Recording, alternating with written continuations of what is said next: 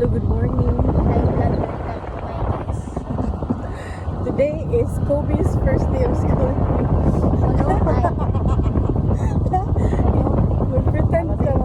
Mag-pretend na lang kami.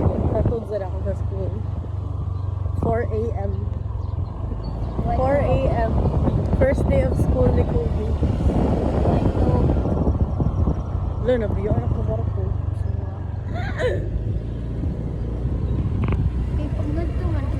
First day, hi. Hello, ano ko? Yan ang work. Be good sa school ko.